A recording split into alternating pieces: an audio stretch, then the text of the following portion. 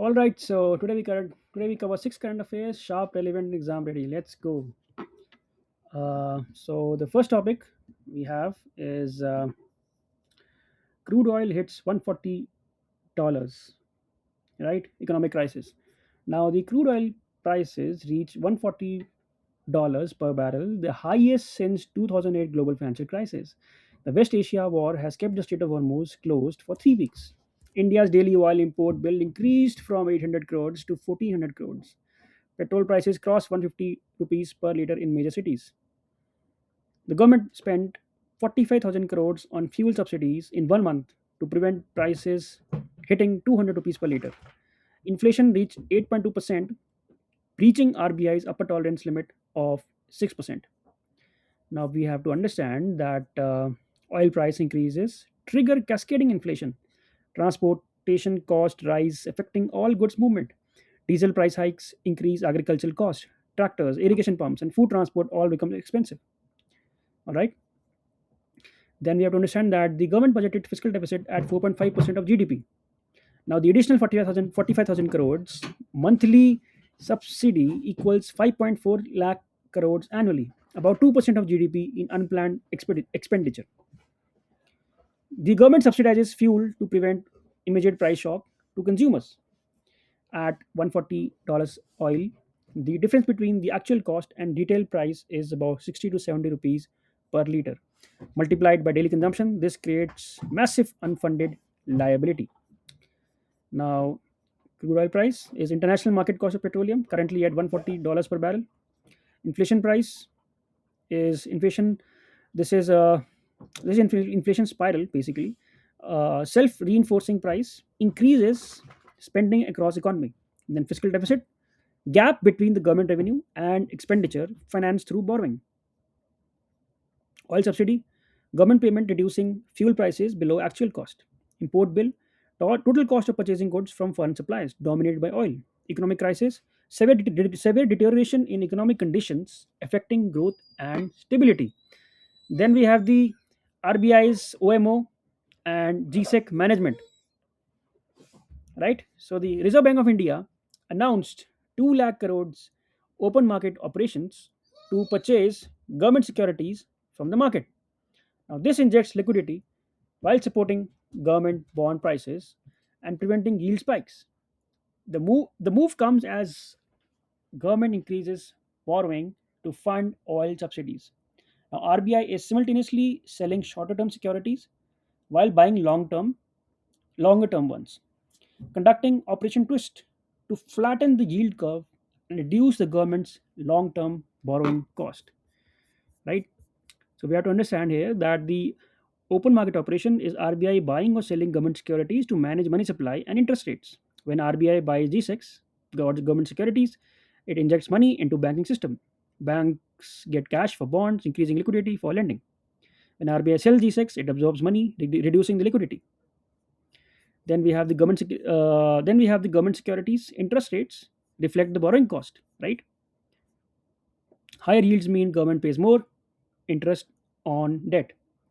With deficit widening due to oil subsidies, government must borrow heavily. Then ideally, RBI and the government operate independently. RBI manages inflation through monetary policy. Government handles spending through fiscal policy. Then we have to understand that open market operations, RBI buying and selling government securities to manage liquidity and interest rates. Government policies, government securities, bonds issued by the government to borrow money, tradable in markets. Monetary policy, central bank actions controlling money supply and interest rates. Debt management, government strategy for borrowing and managing outstanding obligations. Bond yields, interest rates earned on government securities, inverse of bond prices. Then RBI tools, instruments like repo rate, CRR, and open market operations used for economic management. Then we have the Rajasthan scraps two-child norm. Rajasthan government repealed its two-child norm that barred people with more than two children from contesting panchayat and urban local body elections. The policy introduced in 2021 was challenged in the courts as violating reproductive rights and disproportionately affecting poor and marginalized communities. Studies showed the policy led to sex-selective abortions as families with two daughters tried for sons before hitting the limit. The repeal follows similar reversals in Haryana, Madhya Pradesh, and Uttarakhand. Now, two-child norms represent state coercion in reproductive decisions. While presented as voluntary incentive, those limiting family sizes can contest elections. It effectively punishes larger families by excluding them from democratic participation. All right. Then we have the uh, reproductive rights, which include freedom to decide number and spacing of children without state interference. Individuals' family planning decisions involve complex factors: economic needs, social norms, healthcare access, and personal preferences. Then we have multiple states repealing two-child norms, singles signals recognition that coercive population policies fail and harm fundamental rights. Two-child policy, which is rule barring parents with more than two children from contesting local elections. Population control, government policies aiming to reduce birth rates. Reproductive rights, freedom to decide whether, when, and how many children to have. Coercive measures, which is state policies restricting restrict, sorry, restricting reproductive autonomy through penalties or incentives. Policy reversal, government cancelling previously implemented rules, and Rajasthan is the state which has repealed two-child norm, following other states' examples. Next important news is Competition Commission of India probes cement cartelization. Now, this is very important. The Competition Commission of India has ordered investigation into alleged cartelization by major cement manufacturers. Evidence suggests that the company's coordinated price increase through industry association meetings maintained artificially high prices despite raw material cost reductions and divided markets geographically to avoid competition. Cement prices remain 40% higher than the production cost. The investigation covers Ultratech, ACC, Ambuja, Dalmia Bharat, and Shree Cement, controlling 60% of the Indian market. Now, this cartelization occurs when competing companies secretly coordinate to fix prices, divide markets, or limit production. The cement industry shows classic cartel behavior, prices moving in lockstep across companies despite different cost structures. Simultaneous price increases announced within days, and the prices remaining elevated even when input costs fall. Now, cement accounts for about 10 to 15% of construction cost. Cartelization inflates housing, infrastructure, and industrial construction expenses. Government's housing for all and infrastructure projects face cost overruns due to cement prices, right? CCI, or Competition Commission of India, has investigated cement cartels before, but enforcement was weak. Low penalties, lengthy appeals, and no jail time for executives. Companies treated penalties as business cost. Effective enforcement requires deterrence, penalties exceeding cartel profits, director disqualification, and criminal liability for individual executives. The cement cartel is basically collusion among cement companies to fix prices and limit competition. CCI investigation is Competition Commission inquiry into anti-competitive practices. Price fixing is illegal agreement among competitors to set prices rather than compete. Antitrust law is regulations preventing monopolies and promoting market competition. Market manipulation is artificial control of prices, supply or demand violating competition rules. And Competition Act 2002 law prohibiting anti-competitive agreements and abuse of dominance. Uh, Next, we have the Musi Riverfront, Hyderabad rejuvenation. So, the Hyderabad's Musi River rejuvenation project proposes creating waterfront peaks, commercial districts, and recreational spaces along 55-kilometer riverfront. The project requires relocating 50,000 households currently living on riverbanks and floodplains. The government offers rehabilitation, apartments in high-rise complexes, 15 to 20 kilometers from current locations. Residents protecting Residents protest, arguing their livelihoods depend on proximity to city center, where they work as vendors, domestic help, and informal laborers. Sorry. The project draws inspiration from Seoul's Cheonggyecheon restoration. Now, it is important to understand that the displaced communities are urban poor who settled on riverbanks because they could not afford formal housing. Their location provides access to employment, schools, and healthcare in Central Hyderabad. Relocation to peripheral high rises severs these connections. Studies of similar displacement show relocated families face unemployment, children drop out of schools due to distance and cost, and social networks disintegrate. The project embodies fundamental urban planning tension, aesthetic beautification versus poor housing rights. Planners envision global city with pristine riverfront attracting investment and tourism. Slum dwellers assert their right to city. Decades of residents create legitimate claims despite informal tenure.